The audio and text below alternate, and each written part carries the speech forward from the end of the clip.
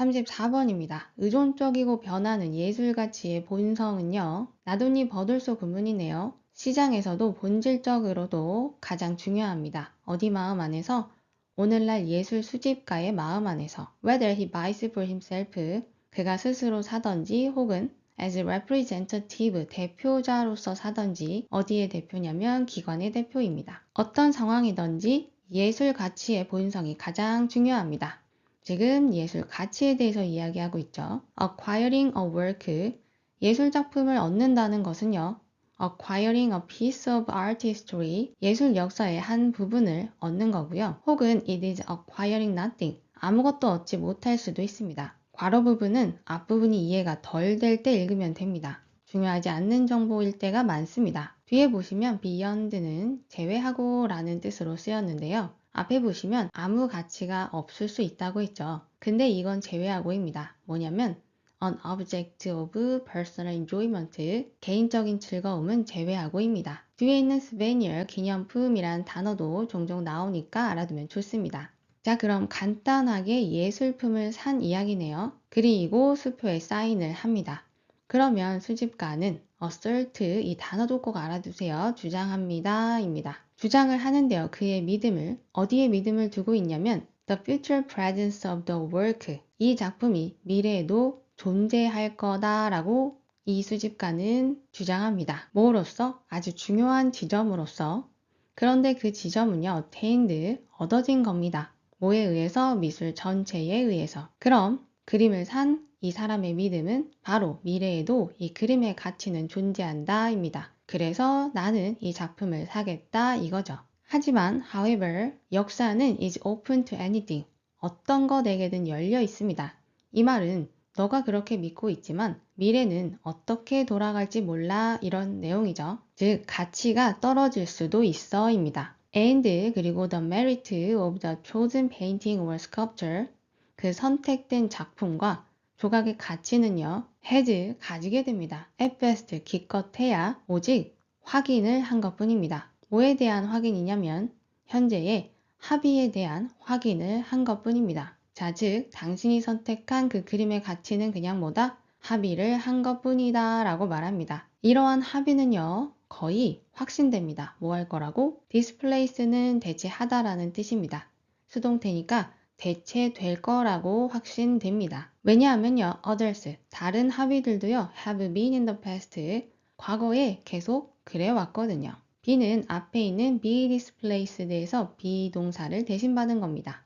그래서 대체되어 왔다라고 해석하면 됩니다. displace를 모르는 친구들도 있을까봐 주제 찾는 거에서는 뺐습니다. 빼도 알 수 있습니다. however부터 너가 믿는 가치 그냥 합의만 한 거야 라고 말하고 있죠. 근데 다행히 합의라는 단어를 주긴 했는데요. 원래는 중요한 단어라서 만약에 안 주게 되면 분명히 다른 부분에 더 쉬운 표현을 줄 겁니다. In the last analysis는 결국이란 뜻이더라고요. 중요한 건 아니기 때문에 자, 결국 committing, 헌신하는 것은 자기 자신을 어디에? 그 그림에 헌신하는 것은 바로 그 수집가 자신의 행동인 것 뿐입니다. 즉 당신이 믿고 당신이 사는 거죠.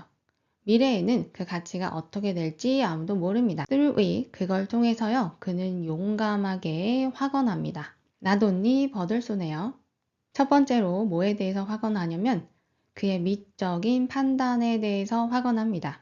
어떠한 판단을 했죠? 미래에도 가치가 있을 거다. From whatever source, 어떤 근원으로부터 it be derived, derive는 여기에서 유래하다, 나오다 라는 뜻이고요. 그러한 판단이 어떤 근원으로부터 유래되었든지 간에 그 사람은 그의 미적 판단을 확언하고요. 그리고 확신합니다. 그리고 빈칸이네요. 전반적으로 다루고 있는 주제를 생각한다면 수집가가 작품을 산 이유를 넣으면 됩니다. 즉, 이 그림의 가치는 미래에도 계속 될 거기 때문에 그 사람은 이 작품을 사는 겁니다. 그럼 빈칸으로 넘어가 보겠습니다. 1번, 그는 예측할 수 있습니다. 예술이 어디로 갈지. 예술은 어디로 갈까요, 여러분? 미래의 가치를 향해서 갑니다. 하지만 1번 보자마자 맞아, 이럴 확률은 적다고 봅니다. 그래서 나머지를 살펴보겠습니다. 2번, The artist behind the work, 작품 뒤에 있는 예술가는 믿을만하다. 지금 예술가에 대한 이야기가 아닙니다. 3번 그 예술 작품은 tells the story of his time. 그가 살고 있는 시대의 이야기를 해준다. 아마 히스토리를 생각하게 될 것 같은데요. 히스토리가 나온 부분은 2번입니다. 첫 번째는 그림을 사면 예술의 역사를 알 수 있다와 뒤쪽에서는 역사는 열려 있으니 미래에 어떻게 될지 모른다입니다. 지금 이 수집가가 시대 이야기, 역사를 위해서 그림을 사고 있나요? 아니죠. 이 사람은 단지 미술의 가치를 보고 그림을 구입하고 있습니다. 물론 그 가치에 역사가 있을 수 있겠지만요. 지문에 없는 내용을 확장하면 안 됩니다. 그래서 밑에 4번, 5번도 마찬가지로 유추는 할 수 있지만 그럼 지문 내용을 확장하게 된 겁니다. 그래서 3번은 틀렸습니다. 4번에도 보시면 그의 선택은 lead to 무엇을 이끈다? 즉각적인 수익을 이끌 거야 인데요. 이 글의 전반적인 내용은 예술 가치에 대한 글이죠. 물론 그 가치가 수익으로 이어질 수도 있습니다. 하지만 그것 또한 우리의 생각 확장입니다. 가치가 소중해서 팔지 않을 수도 있거든요. 5번 독창성입니다. 예술작품의 독창성은 흔들리지 않는다. 역시나 이 글은요, 계속 미술의 가치에 대해서 이야기를 하고 있고요. 독창성이라는 말이 들어가기 위해서는 이 작품만의 독특한 면이 강조되는, 즉 다른 그림과 비교하는 내용이 나와주면 좋겠죠.